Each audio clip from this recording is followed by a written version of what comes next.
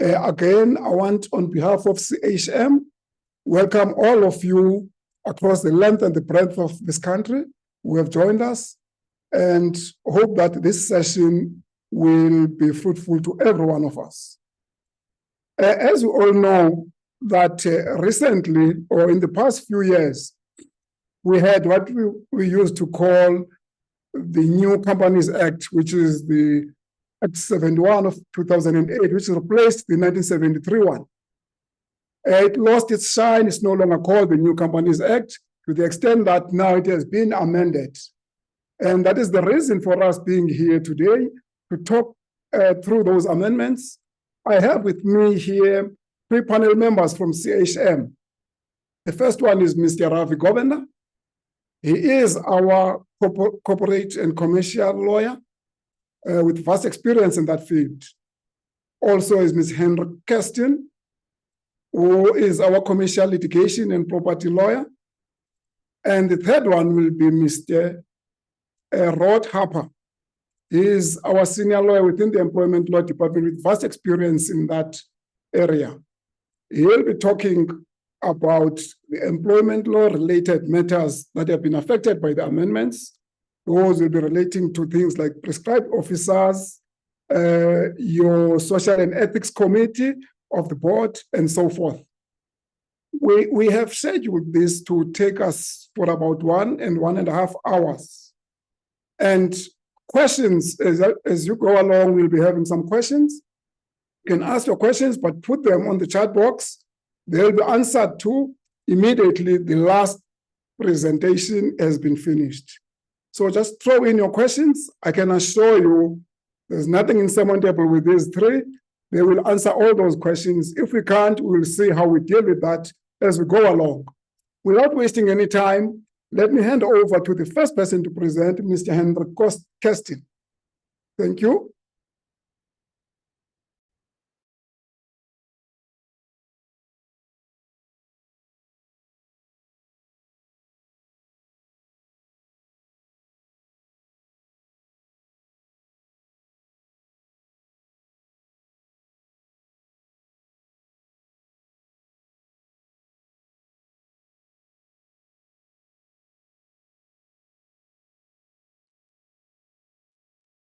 Thank you, Ndipiwe, for that heartwarming welcome to this webinar. Thank you for everybody out there joining us. My name is Henry Kirsten. I'm the head of litigation, commercial litigation and property at CHM. I've been tasked to talk about some of the amendments that was promulgated recently and pertaining to the Companies Act. The amendments was promulgated through Act 16 and Act 17 of 2024. First and foremost, I'm going to start off by talking to the amendments relating to Section 38 of the Companies Act. You can follow on the slides there. And this has got to do with the companies may resolve to the issue of shares of the company at any time, as long as it's in accordance with the Memorandum of Incorporation, read with Section 36. Now, the legislator has introduced a new section, being Section 38A, which basically relates to where the creation, allotment, and issuing of shares is invalid or not it's inconsistent or not authorized by the provisions of the Act or the Memorandum of Incorporation. And the court has now got the authority to actually declare such allotment to be valid. And that is if the court finds it to be just and equitable, and obviously on application made by the company or any party who holds an interest in the company. After the court has, and this is a court process that needs to be instituted, and after the order has been made, obviously certain payments, the prescribed fees, needs to be paid in relations to that court order. The following section that was also amended was section 45. Now, section 45, as everybody knows, has got to do with the financial assistance and intergroup financial assistance more specifically. Now, as we know, the heading to this specific section in the past read loans or other financial assistance to directors, which is not actually quite true, because the financial assistance is larger. It encompasses further groups.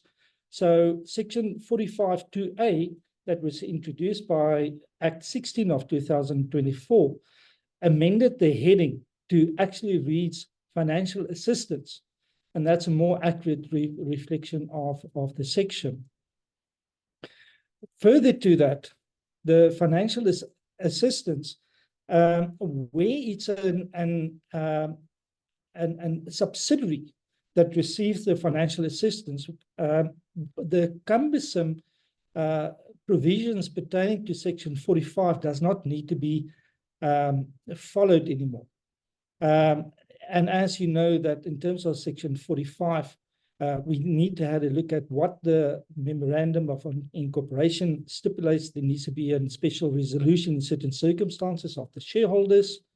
And the board of directors, through a resolution, also that needs to, after they've made and committed to the financial assistance, need to also keep in mind the solvency and liquidity test needs to be applied, and further that it needs to be fair and reasonable to the company.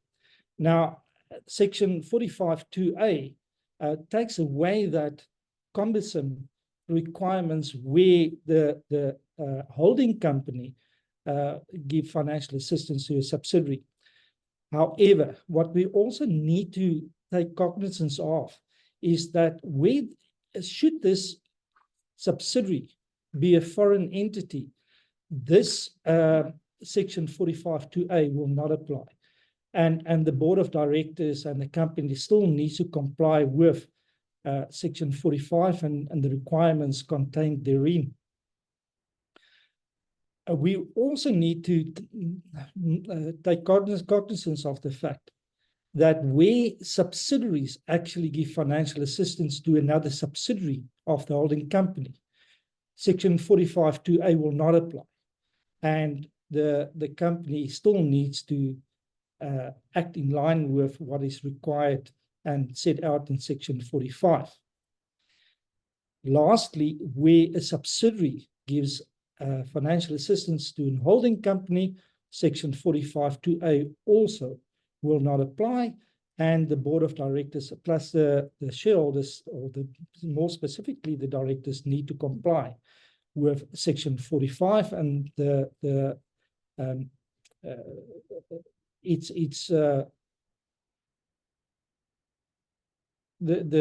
was some contained therein, the regulations contained there.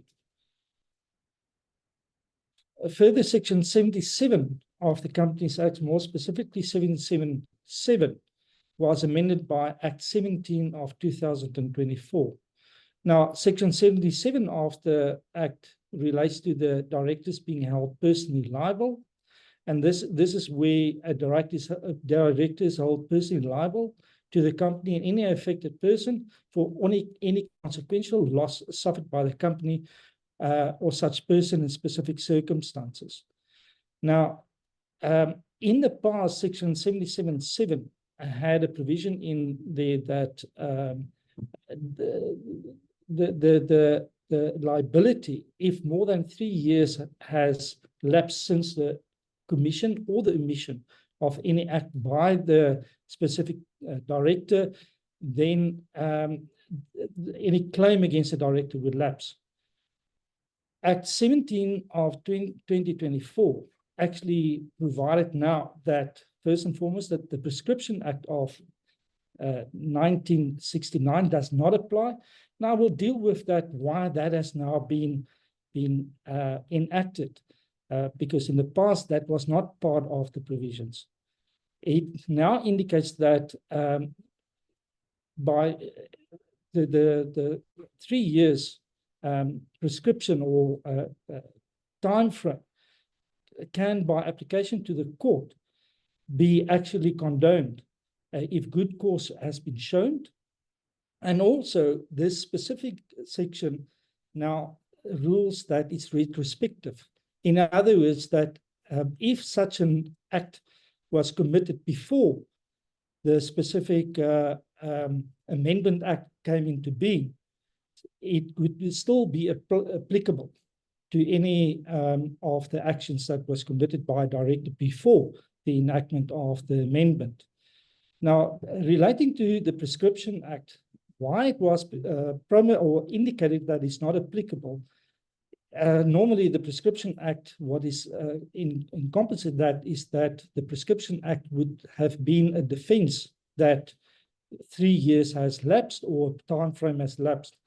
Now it would be for the applicant in this instance to indicate, but listen, although we have brought the application outside of the 3 years, that we should ask the court for type of condonation as to the fact that 3 years has lapsed, but that we can show good cause for the court to allow this the specific directors to be held liable.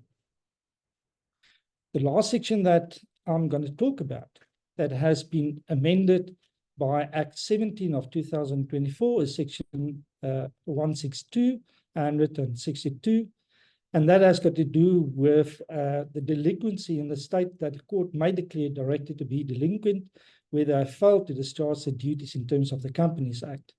Section 162 in brackets 2 was amended to indicate that the time frame whereafter a director can still be held liable after they've vacated their office was previously 24 months, but it's now been extended to 60 months.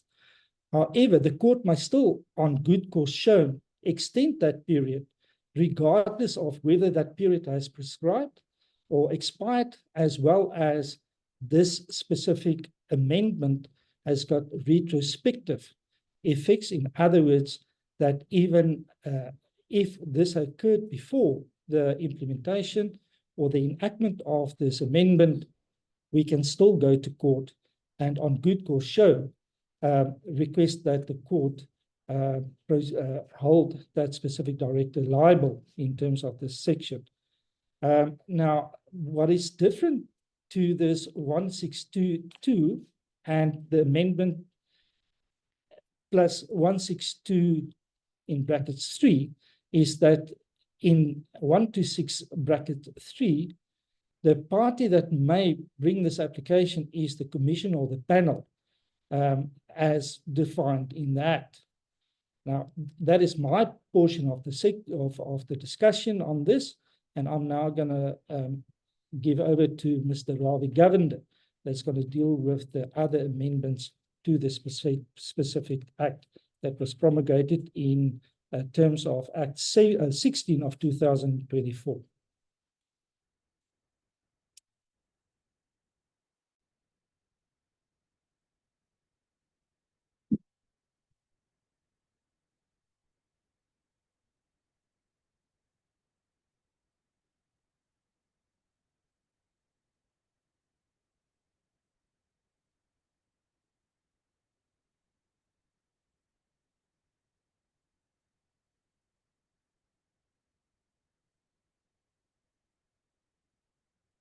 Thank you, Henry. Good morning, everybody who is joining us. As introduced, my name is Ravi Govender, and I'll be presenting on several key sections pertaining to the amendments. And so we'll look at them in a systematic fashion, and I'll share some information just historically and what the new amendments do propose, and also share some practical guidance tips with you so that you can navigate your way through these amendments, which if you've looked at the amendments, they're quite substantial in number. And so any organization involved with the Companies Act and any of these provisions just needs to take note of these amendments. And so we start with section 16(9).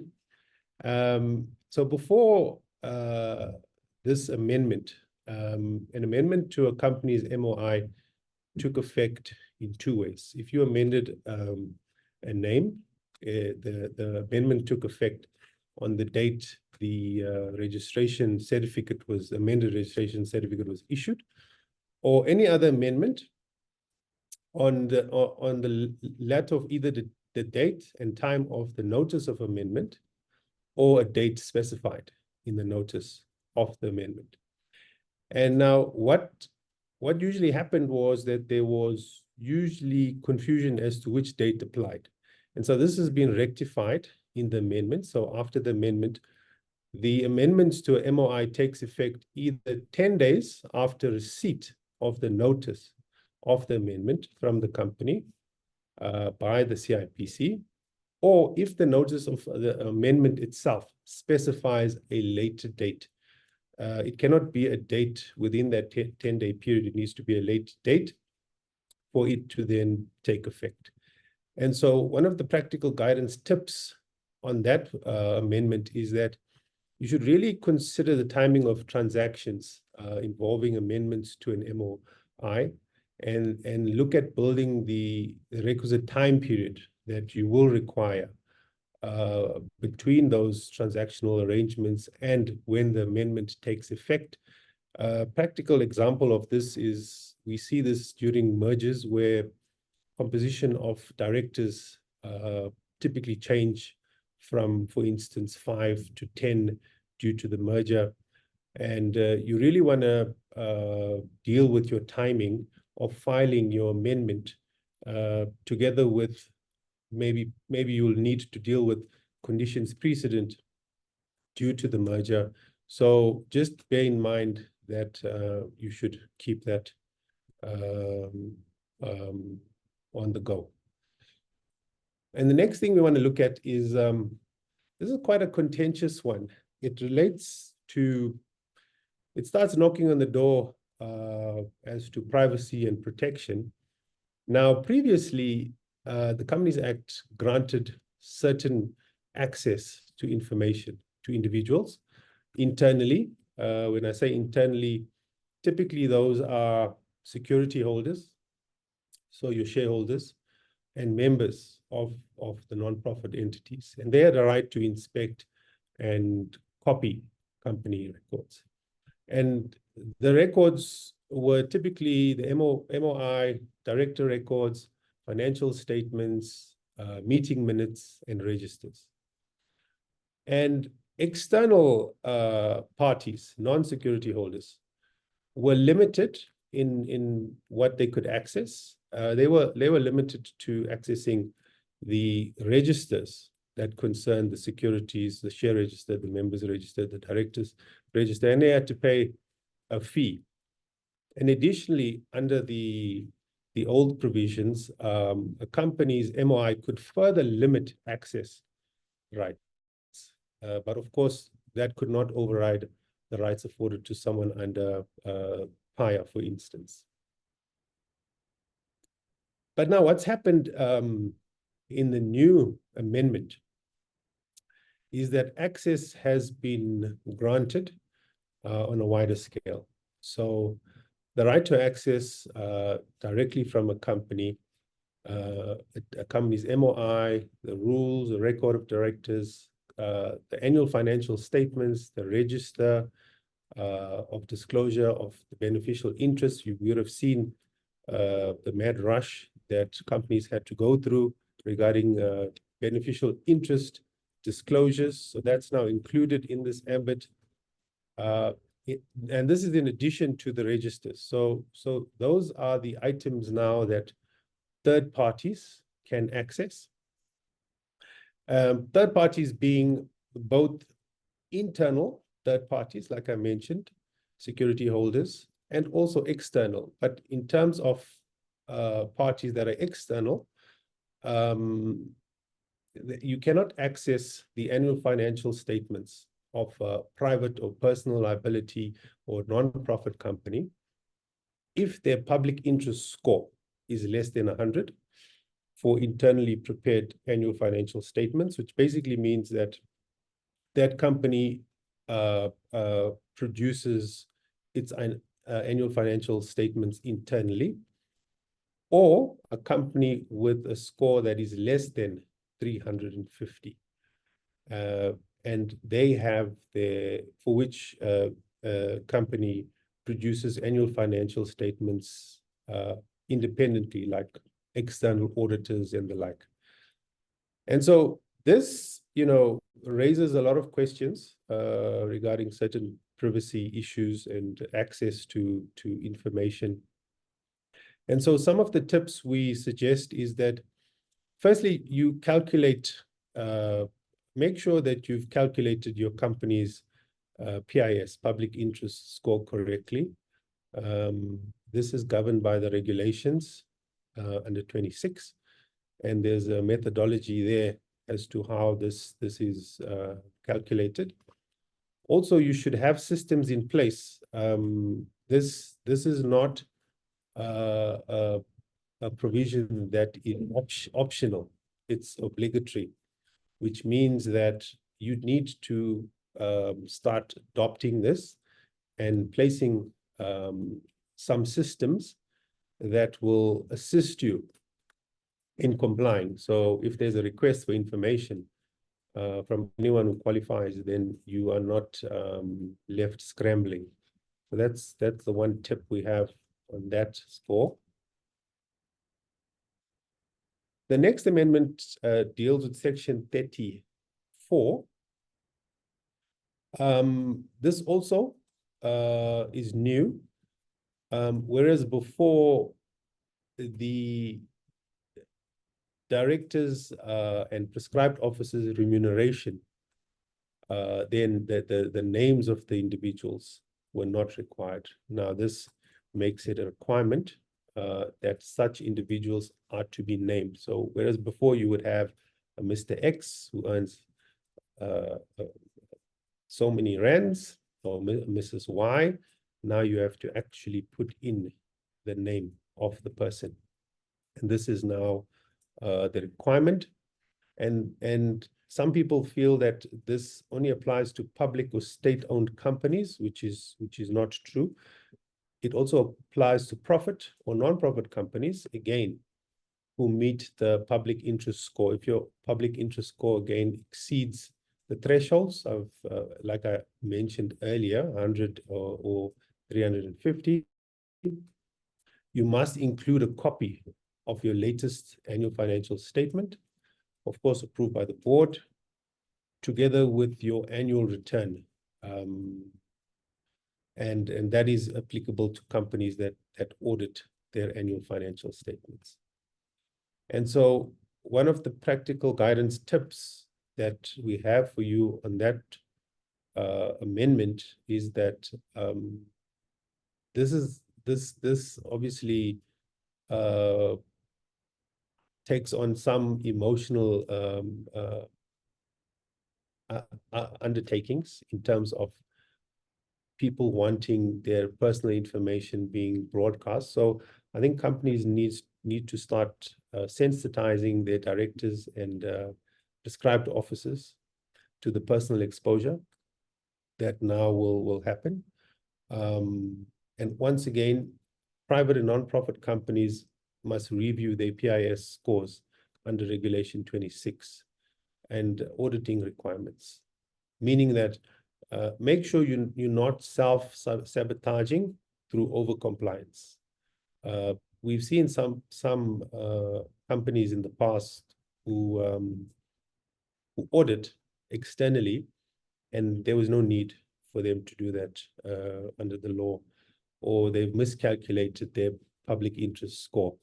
So something to consider there. So in terms of the next amendment,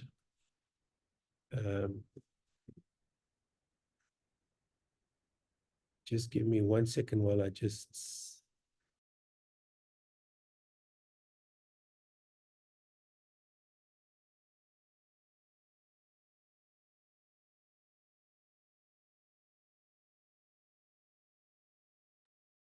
Apologies for that. With technology comes technical issues. And so the next amendment deals with the requirements for share repurchases. And we're looking at section 48.8. And after these amendments, the requirements subscribed under sections 141 and 115, which typically relate to fundamental transactions, takeovers, and offers, no longer apply to share repurchases of over 5%. Now, this, in our view, creates ease of doing business, because you will know that 114, which deals with schemes of arrangements, which a company can get involved in, and there's various types of arrangements: consolidation or division of securities, expropriation or exchange of securities, reacquisition of company securities, and the like. So it is quite vast. And then 115 talks about the required approvals that's needed for such transactions. So now that's been done away with if the share repurchases are over 5%. Shareholders, however, must still pass a resolution for all these types of purchases, unless, of course, there's a pro rata offer made to all shareholders or any class of shareholder, then this exemption doesn't apply. And of course, if you're dealing with shares on a stock exchange, this will not apply. And so a tip on this section would be to review your current memorandum of incorporation to assess whether, firstly, the previous provisions were reflected therein. And if so, you should think about removing that or updating it to reflect this new change.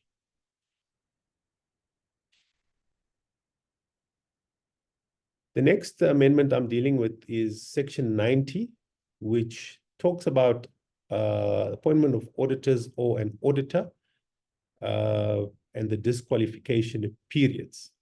Now, according to section 92 brackets B5, the period during which an auditor is disqualified from being reappointed to audit has been reduced from 5 years to 2 financial years. And in terms of section 92(1), company must not appoint the same individual as a designated auditor for more than 5 consecutive financial years. So that's the requirement. If you have an auditor, they can't sit for more than 5 years. And the old provision said that they have to then wait another 5 years for them to be reappointed. So the cooling off period was quite substantial. So that's been reduced now to 2 years. So the auditor that you've used waits 2 years, and then they can be reappointed in terms of this new amendment. And once again, the tip there is to review your MOIs and then reflect the change. Now, the next section deals with the application of takeover provisions in respect of private companies. The takeover provisions we talk about here is under parts B, C, and also the company's regulations. Part B, just quickly, just to explain what the different parts entail. Part B deals with sections outlining the jurisdiction of the takeover regulation panel, which oversees transactions involving regulated companies, public companies, private companies, state-owned, with significant public interest score. And companies under this part need to comply with disclosure obligations and fairness opinions when engaging in takeovers, mergers, schemes of arrangement, and so forth. And that's part B. Part C typically sets out the mandatory offers to all shareholders when a person acquires control, usually control meaning more than 35% of a regulated company. And the reason for this is that it ensures that all shareholders are offered the same terms as those given to the majority shareholder. The takeover regulations, in summary, they provide a detailed procedural guideline for implementing takeovers, mergers, schemes of arrangement, such as filing requirements, timelines, the format for notifications to shareholders. They also cover the valuation and fairness of offers, and they require independent experts to assess the terms and comment on the impact of the proposed transactions. And so the regulations, they aim to protect shareholders during corporate takeovers, ensuring transparency, fairness, accountability, and the like.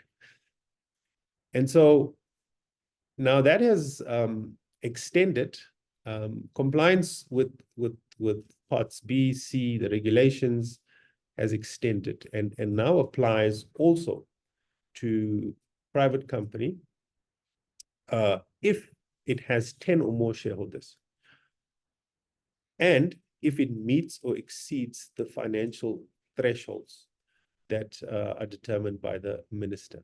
So there's an extension now on the part of entities falling within that category. There is, however, some relief. You can apply to the Takeover Regulations Panel, which is a body established in terms of Companies Act, to be exempted if you meet the criteria set out in Section 1196. So something to consider if you fall within this realm. And so there's a few tips, but I'll highlight one of them. So if you're an affected private company, you should prepare for the potential impact of complying with the takeover related obligations, such as timing and costs, and also consider requesting the exemption from the TRP where appropriate, as I've mentioned. The next amendment deals with just clarification on what securities means in terms of definition of Section 1. Now, previously, the definition of securities entailed shares, debentures, and other instruments. Now, in practice, the term other instruments was often misinterpreted.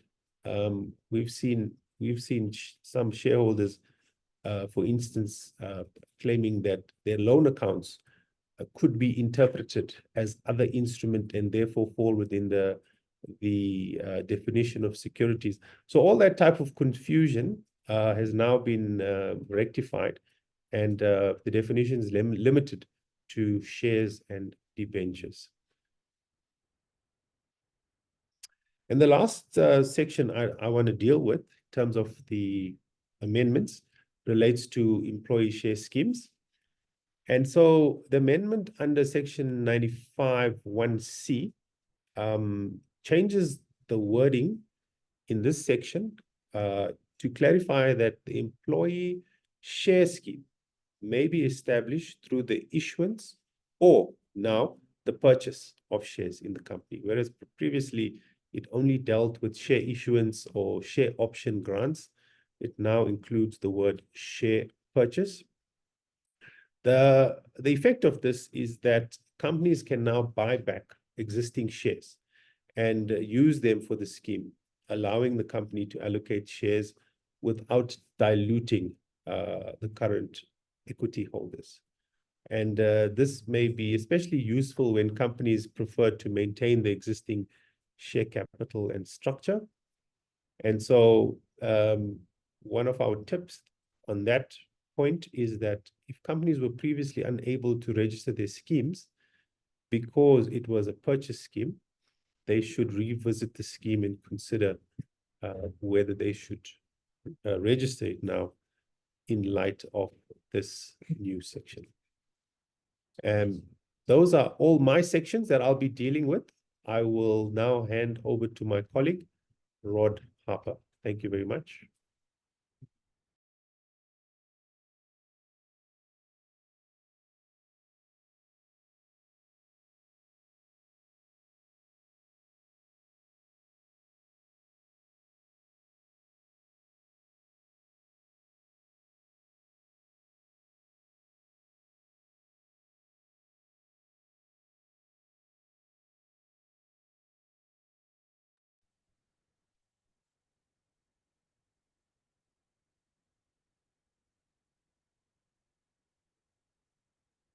All right, can we start? Yes. Right, welcome everyone. Very unusual for labor lawyers to be associated with commercial lawyers. It's a major compromise for us, and I think they think it's a major compromise for them. But it just shows the level of collaboration you can have under the GNU. So we have some good news there. I'm going to briefly deal with the employment implications. And I must say, when I first read this, I didn't quite see the extent to which employment law and human resources practice is actually entering the Companies Act. So there is a major shift taking place. Of course, employment law and HR issues have really been part of the Companies Act in terms of the situation of the Act prior to the current amendments, but now it becomes even more the case. And it's critically important, and my address is mainly addressed to HR, IR practitioners, and legal managers and company secretaries. They have to get on top of the HR issues in the Companies Act. One can't pretend one's blind on it. One's actually got to deal with these issues and understand these issues. And I mentioned why now. So the one of the changes that is coming through is that the Companies Act now refers to the BBEE Act and also to the BEE Commission, so that those two concepts are dealt with in the definitions section of the Companies Amendment Act. So you've got that kind of creep taking place into the Companies Act. And accordingly, social policy and political considerations are placed in the amending act. And of course, that's an issue of debate, and we could have a much longer session actually dealing with this. But I also think some caution needs to be exercised. I had a chat with a New Zealand commercial lawyer during the course of the week, and he mentioned that some of these provisions were in the New Zealand legislation. And of course, New Zealand has a flat economy like us, but that the new government is now taking these issues, or attempting to take these issues, out of the legislation, and it's going through a process. And of course, the issue there is the issue of over-regulation and the proliferation of committees. And my colleague, Michael Beaumont of HRIR, if we have time, will debate the extent of proliferation of HR and IR committees during the question session. The chair has mentioned that you must please put your questions through so that we can deal with them during question time. Okay, now the duty to prepare and produce a remuneration policy. This is dealt with in section 30, which is titled Annual Financial Statements. And there is a new section 30 capital A and a new section 30 capital B, which have to be read with section 30, and which is extremely important. So public and state-owned companies must present a 3-year the remuneration policy at the AGM for shareholder approval by ordinary resolution, and if not approved, the policy must be resubmitted at the next AGM or at a special shareholders meeting. And I think one of the intentions underlying this is to put more pressure on RemCos to become more effective, because there has been some criticism of the effectiveness of RemCos. Now, Section 195 of the Act, and this is not referred to in the slide handout, you might wish to write this down, because when I initially saw these amendments by the introduction of the BBBEE Act, I thought, well, where's this actually placed? One had to search for it. And Section 195 is amended to permit the Companies Tribunal, so that the tribunal set up for giving effect to the Companies Act, to deal with BBBEE matters, referred to it in terms of the BBBEE Act, and to make appropriate orders. So what that means is that the Companies Tribunal will be able to make orders on BBBEE issues, and that's a very, very important shift. Schedule 4 to the Companies Act deals with the enforcement of other statutes, but strangely, there's no reference at this stage to the BBBEE Act. So I assume that will have to be dealt with in due course.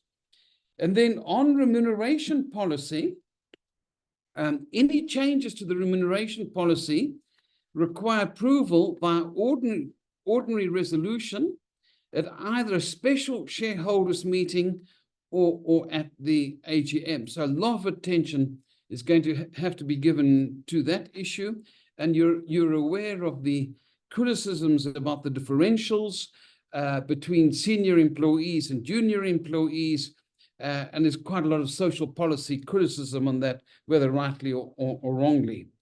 The remuneration report must be presented at the AGM for shareholder approval with, and this is the critical point for the HR and IR community, with mandatory pay gap disclosures included. So the differential must be exhibited. And as I've really indicated, this is in relation to the concept of equality and attempting to promote equality and reducing differentials. The report's presentation is a mandatory AGM item. The issue of gender differentials and equal pay does not form part of this report. So although there were recommendations that gender differentials, and we have cases running on this issue, the discrepancy in pay between male and female, and equal pay for doing the same work is not actually dealt with. So that's a separate consideration that would be dealt with by the Labour Relations Act and the Employment Equity Act.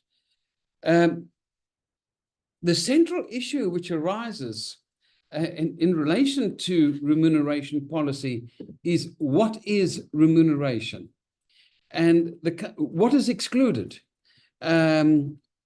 Compulsory bonuses, in other words, bonuses which are not incentive-based, do they fall within the definition of remuneration? And of course, the answer is yes, a bonus would fall within the broader definition of remuneration. Are discretionary bonuses payments excluded? And the answer is no, but this is an issue that requires consideration.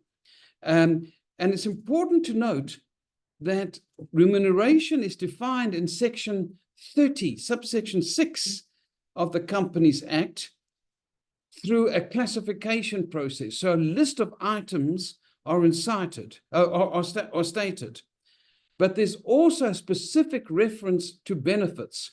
So in other words, and obviously Parliament was aware of this, if financial items were cited as benefits and hence were excluded from remuneration, then one could circumvent the provisions of the Act, and hence there is specific reference to benefits. So the definition total remuneration means all salary and benefits, so there's specific reference to benefits, including any employer contributions to benefit funds and any short-term or long-term incentives, including share options and incentive awards. And that's dealt with in Section 30B of the amending Act. Section 36 of the Companies Act on the definition of remuneration is much broader. And as I said, a classification or categories approach has been adopted where bonuses, salary, and everything else is listed. So you will have to look at both those sections in context. Now, if the remuneration report is not approved, and this places an additional obligation on RemCom, RemCom must then explain how shareholder concerns should be addressed at the next AGM. Non-executive directors on the committee serving a period of 12 months must stand for re-election. If the report is not approved, non-executive directors become ineligible to serve on RemCom for the next 2 years, but can remain on the board if re-elected. So that's an indication of a sanction if there is a conclusion that the remuneration report is not acceptable. So that's going to require close attention in future, particularly for company secretaries. Pay gap disclosures. You are going to need to start preparing pay gap reporting and ensure shareholder engagement takes place prior to the AGM on this issue. At times, it will be a very difficult issue to explain, and particularly when one takes account of the full remuneration package. And then in relation to the remuneration policy review, we'll have to assess and update the structure of remuneration policy and the report in order to align it with the new disclosure requirements, which Ravi has talked about. And obviously, you'll have to conduct an internal audit beforehand. Okay, so there's some hard work ahead on that issue.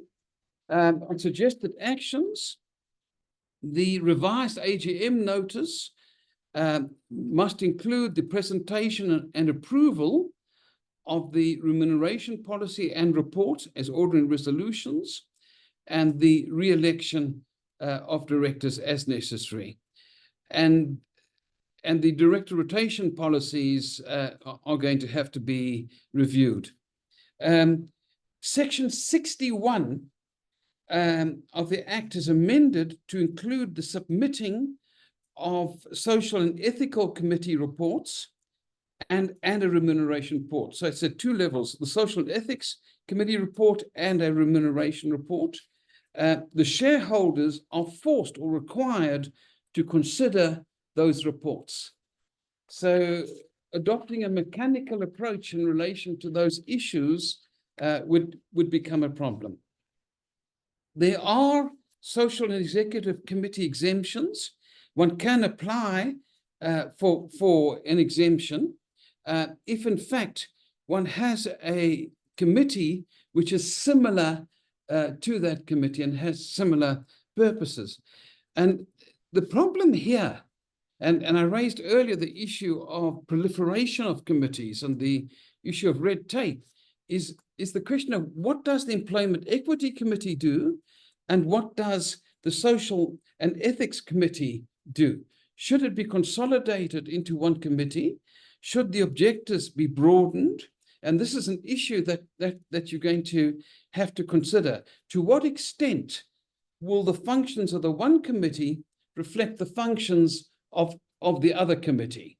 And obviously, one doesn't want to introduce inefficiencies. So this is an issue which will require close attention in formulating your remuneration policy and your approach to committees in general. Very importantly, qualifications for the SEC members. The minister may set minimum qualification, skills and experience for SEC members. So the old approach of approaching someone on the golf course or someone who is in the same social group or possibly in the same corruption circle, given the issues that we've had to deal with recently, is simply not going to work in relation to appointing the SEC committees. And I think that's an important development, that people with appropriate skills should be appointed to these committees. For public and state-owned companies, a majority of the SEC members must be non-executive directors with no involvement in day-to-day management for the past 3 years. So it's really an oversight function. I'm not going to deal with the elections because we're going to be running out of time. And then going over to the SEC report, the report must be prepared in the prescribed format, detailing how the SEC will fulfill its duties. And of course, that's where the detail is going to come in regards to the relationship with the Employment Equity Committee. Right, so suggested actions.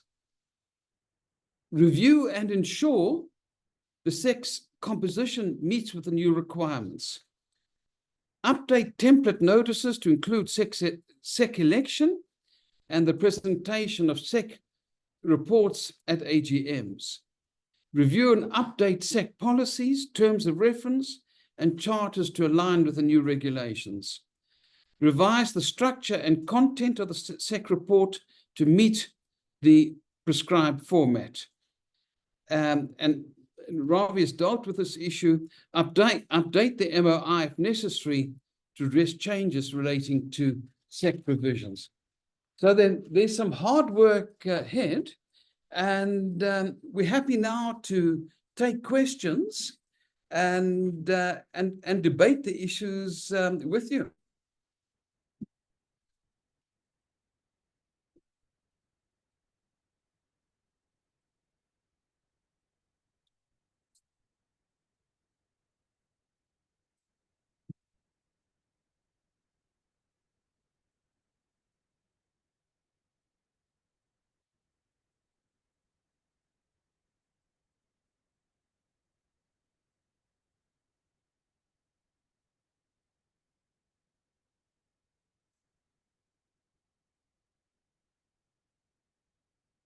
Who's going to read out the questions?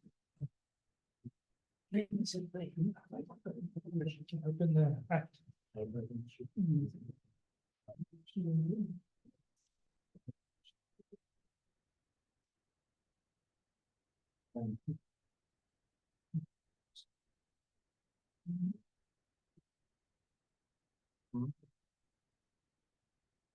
Okay. Are there any questions?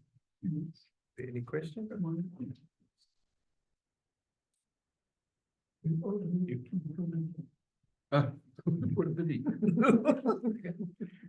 Okay, so here's a question. This person is anonymous. Remember, there's transparency in the New Companies Act, so you'll have to think about that in future. What would constitute a pay gap? Well, that's really an issue of social policy, but what the sociologists and other commentators are suggesting is that the pay gaps in many institutions is fundamentally unfair, and that it should be narrowed, and that the income of employees at the lower level is simply too low. So we don't have a definition of a pay gap. We have numerous commentaries on what an appropriate pay gap should be, and much comment on the difference in pay gap between, for example, executives and semi-skilled employees. This is not at present, and my colleagues may wish to comment, an issue of statutory obligation at this point. It's more an issue of comment on the information that is presented by the company. Okay, I wonder if any of my colleagues would like to comment on that. No. Thanks. I think it puts a huge complexity to pay structuring because there's so many other players now involved in it. And if one just thinks about it, I think transparency on pay gaps will be pertinent. I think people will start taking an interest in it. There is a provision in the Basic Conditions of Employment Act that you are entitled to chat about your salaries with other people in the company. We certainly come across companies that try and prohibit that, but it is specifically allowed. You've got the equal pay provisions in the Employment Equity Act, and then you've also got pay differentials in the Employment Equity Act that goes to the Minimum Wage Commission. And I think what this information, the publication of this and the availability of this information will certainly find its way into that commission. And I think there they will start pronouncing on pay gaps. And I think also collectivism and what's going to happen in wage bargaining. I think this will be, disclosure of this will become very pertinent. And if I can just make a point that I think Investec, for example, have set a minimum wage of 20,000 Rand in the organization, and other financial services companies have gone along the similar lines. But I'd say if you are going to address pay gaps, make sure that you communicate this well within the organization and they understand the provisions of it, the reasons for it. And one might recall when they increased the wages significantly, minimum wages in the agricultural sector, and that was essentially for laborers. And then people like tractor drivers came along and said that there used to be a differential between laborers and tractor drivers. You're now not recognizing that. We want an increase over and above that. And then also look at the sustainability of closing the gaps. And really, I can give two examples to this. The one is the Constitutional Court decision, where as part and parcel of a reorganization and retrenchment, employees were offered lower salaries, and the question was this in fact a demand and a lockout? And the Constitutional Court said that you can reduce it. But what happened with the bench there is that they became uncompetitive by having raised the minimum wage versus their competitors, and they were losing business. And there was a medium cap company on the JSE who went on a very ambitious scheme of closing the gap, and this is about 10 years ago. And the question there is, how do they fund it? And I think they saw that their employees were brand ambassadors of the company and really wanted them to be very proud of and talk about the organization. But they funded it through salary sacrifice of senior employees. It was done on a voluntary basis, and they closed the gap very, very quickly. But apparently what then happened is that the senior executives' pay was not market related. And they risked losing people and had difficulty retaining them, and they had to adjust it there. So look at how you are going to actually fund that those gaps. Yeah, so it's all a question of balance in life. And the issue of balance in relation to all social policy issues is incredibly important. Otherwise, you damage the economy. And New Zealand, by way of example, through over-regulation, has lost 170,000 skilled people in the last year, to 50% to Australia and the others to various other countries because of the flatness of the economy and a misplaced economic model. It's something the Americans understand very, very clearly. Another consideration in relation to this disclosure of information is one must conform with provisions of PAPIA. So you've got to get consent from the employees, because that statute operates independently of the Companies Act, the Employment Equity Act, and the Labour Relations Act. So please bear that in mind. All right, then there's a further question. Is the definition of remuneration the same as in the Employment Equity Act? It's substantially similar, but we would have to check to do a comparison to see if it is exactly the same. And particularly because there's now reference to incentive schemes, share options, and other issues. So there's a possibility that it's broader than the Employment Equity Act. Thanks, Rod. And the next question we have is, do the remuneration policy requirements apply to all entities or only public and regulated entities? That's the section Rod went through. It's the new incoming section 30 capital A, which was not there previously. It's an entirely new section. And to answer the question, in terms of the Companies Act, the new amendment, the policy requirements regarding your remuneration is only applicable to public entities. Now, saying that, there are certain private companies who may voluntarily produce remuneration policies, and that is in keeping with corporate governance, good corporate governance in terms of the King reports.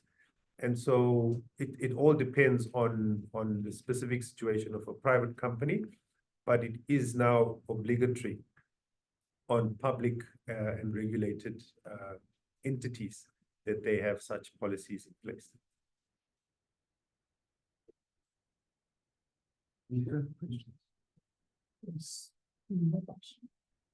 I think as the questions stream through, if the panel will allow me, just to share, my observation on the amendments and more on the philosophical side as to why this has come about.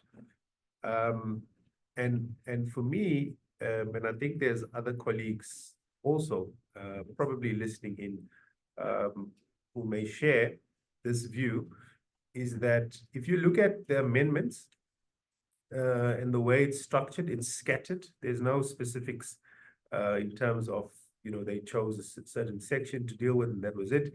It goes throughout the Act. And there's a reason for that. And there's basically three reasons. The one is there has been criticism on the Act on how difficult it's been to conduct business, attract investments and the like, because of some of the requirements, especially regarding takeover regulations and the like. And so the first philosophical point is for the ease of business. So some of these amendments now allow the ease of business. And the second one is an important one, and I think we're all familiar with this as South Africans, but this is a phenomena not just unique to South Africa, it's unique worldwide, and that concerns money laundering. Money laundering and, of course, terrorism funding. And so some of these provisions, the new provisions, especially when it comes to the beneficial ownership declarations, stating the names of directors and prescribed officers in terms of the remuneration sections of annual financial and the like. It's all in line to curb money laundering and the funding of terrorism, because as we would have all learned during the Zondo Commission, that some of these structures, some of these accused, I would say, use various schemes and various tiers of companies to hide certain things. And so, and in light of our grey listing, it was one of the requirements that we had to accomplish, is to adjust the laws. And so this has been a systematic approach to deal with that in the Act. And then, of course, the third reason is the social aspect, because we still live in a largely unequal society. So we have now the introduction of Social Ethics Committee that Rod's spoken about, and also there's matters that have been dealt with in terms of employee share schemes that encourage companies to start looking at starting these schemes, if you haven't done so, starting these employee share schemes for the benefit of previously disadvantaged workers. So yeah, thank you for that, allowing me for that. Right, next question. Well, this is a question by Robert. It goes, how far back does the requirement to provide the annual financial statement goes? Can they ask for the last 10 years or any since the amendment? Okay, so in terms of the Act, your annual financial statement is due 6 months after your year end. So within that period, 6 months, and you file it typically with each and every annual return. So if you haven't filed it for the past 10 years, you should try and rectify that situation. But the requirement is that you file each and every year together with your annual return. I think he's saying, can they access retrospectively the financial statements? Yeah, so I don't think the CIPC will go looking after unfiled annual financial statements. That's more, I think, a SARS concern than a CIPC concern. They may implement it.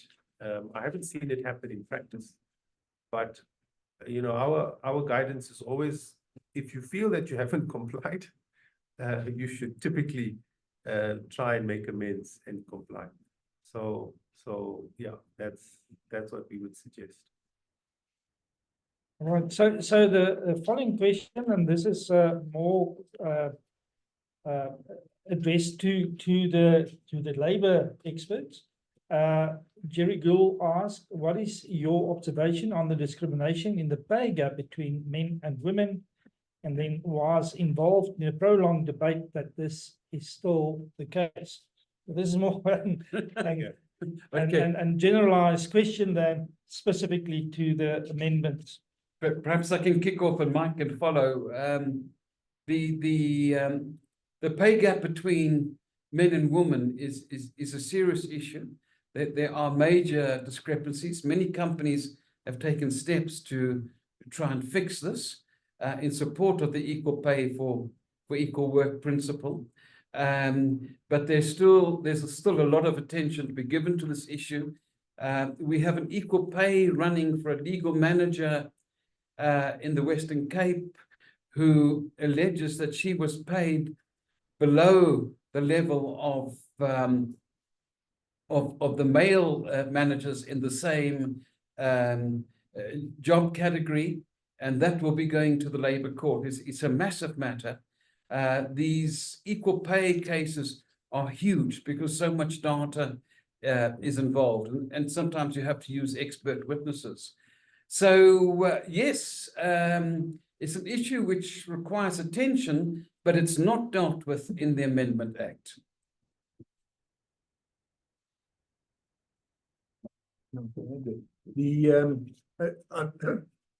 Really endorse Rod's comment that it's a totally unsatisfactory situation, and corporates are failing in their duty to not to correct it. But I'd like to point out is if you dig into the employment equity annual reports, and the last one in particular, you will find some stats, but no narrative, no commentary on it. And that is the attrition rate and where it is occurring. And at top level, there's a disturbing increase in the percentage of women that are actually leaving organizations. But there's obviously no reason given behind it, although they pull or push factors. But I would think that remuneration will play a part in that, or remuneration discrepancies will play a role in that. And that's something that organizations should be particularly sensitive to, because one is wanting to retain staff rather than lose them. So the next question is, when you say the pay gap is not a statutory duty, do you mean that you don't need to rectify the situation? And is it merely a reporting requirement? No, not at all. The Employment Equity Act deals with differentials in the context of discrimination, but that's a separate issue from the issue of the pay gap. The pay gap in theoretical terms is more indicated at saying that the differential between people, not necessarily discriminatory, but the differential between employees is simply too great, that this is wrong for social policy issues. So that's really the issue. So how you would identify the pay gap, I look at my 6 or 7 colleagues around the table, I think that's almost impossible. One could possibly give guidelines to say differential above a certain level is simply too high, but you've got to be cautious. You want foreign investors to come in, and they're not going to be very excited about having to deal with employment equity, BBEE, and also further provisions on pay gaps. So one's got to think through these things very, very, very carefully. I'm not aware that the pay gap is legislated in any country, but I would be happy for someone to explain if it is. So I see it more as a guideline. Can I just add in there, there's been a long-standing provision in the Employment Equity Act for the Commission to identify inappropriate differentials and to make recommendations on dealing with that. The Commission has not had the resources to investigate and make such pronouncements or directives or recommendations. That now falls with the Minimum Wage Commission. And to date, they've been very shy on doing any research work. So whether they'll pick up that inappropriate differentials, I'm sure they will in time, but it's not on the horizon at the moment. Yeah, and then Jerry's question on paying an employee less because the job applicant brings a pay slip showing that his pay is lower. Jerry, I think that's not a question for the Companies Amendment Act. If you give me a ring afterwards, I'll have a free discussion with you on that. But I don't think it's a question for this seminar.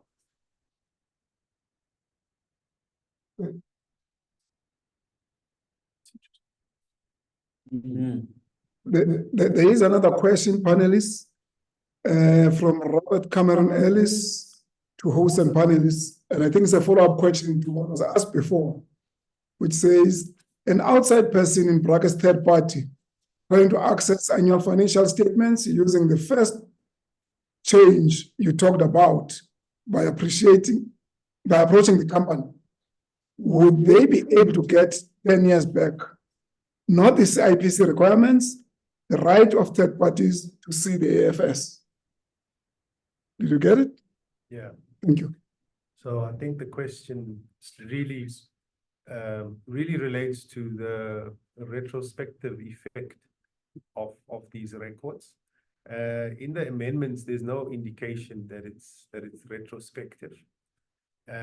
Remember that in any event, if anybody wants information, they can access information through PIA, of course, but then there's procedural hurdles that one needs to overcome. And so what this amendment does, it limits the procedural hurdles that one would have needed to overcome under PIA. And it's specific, obviously, to certain information. When it comes to the annual financial statements, it's not all private companies. It's, remember, private companies that have the minimum public interest score, as we've shared, either 100 or 350, and so it's limited in that sense. So I think if you're concerned about an issue like this in an organization, you'd rather seek specific specialized advice that's tailored to your situation, because we'll have to look at whether the requirements meet your criteria as a company, the public interest score, whether you produce your annual financials internally or externally, and the like. But it's a good question nonetheless, because that's the question that's on everyone's lips. Yeah. You know, does this now open the door for anybody knocking at reception and saying, hey, listen, in terms of this amendment, can you please give me access to the... It's not that easy. You know, it does seem that way, but there is still some processes that need to be followed. So yeah, I hope I answered that question. Yeah, and then from a litigation perspective, there's a process in terms of the Criminal Procedure Act, but that's where the person has been charged. But I think there's another process where you can get information earlier. And of course, you have the right of subpoena, as you well know, Robert, in relation to getting information, but you may face all sorts of challenges on that, and that would be in civil proceedings. But as a senior forensic investigator, prior to the Institute of Legal Proceedings, I think, you know, Robbie's comments are opposite on that. Yeah, from my side, I think also that locus standi comes into being. So it's not as if, even with the amendments, it's not as if somebody that's totally not attached to or has got no interest in a specific entity now needs certain information. There needs to be an interest. So there needs to be beneficial interest that the third party that needs this or wants this information needs to show it actually possesses. But again, you know, it's very fact sensitive. So if there's anybody out there that needs further guidance on that, please, our contact details are there. Feel free to contact us and let's have a look and give you more specific advice.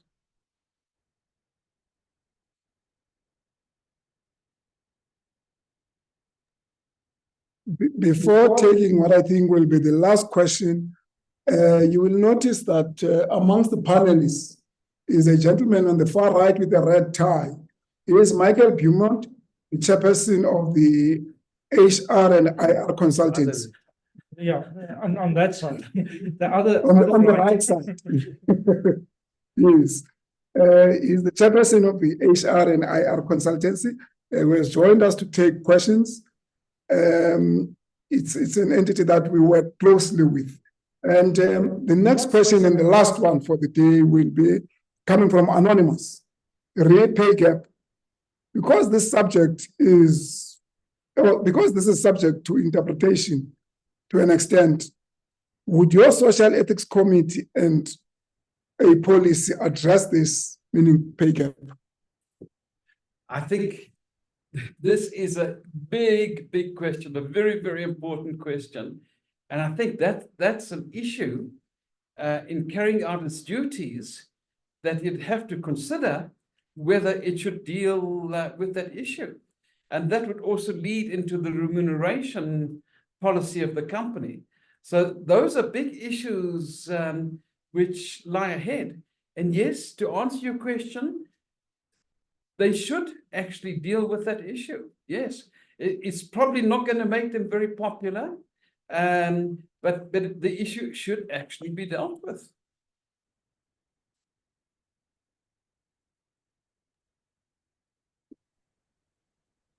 Thank you, Rod.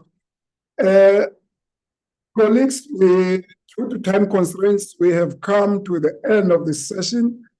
It does not mean the end of you asking questions. You will see on the left-hand side of the screen that there's contact numbers or contact particulars. You can send any questions that you still have, points of clarity at any time after this session. Let me take this opportunity on behalf of all our guests to thank Henry, Ravi, Rod, and Mike for their informative and quite insightful presentations.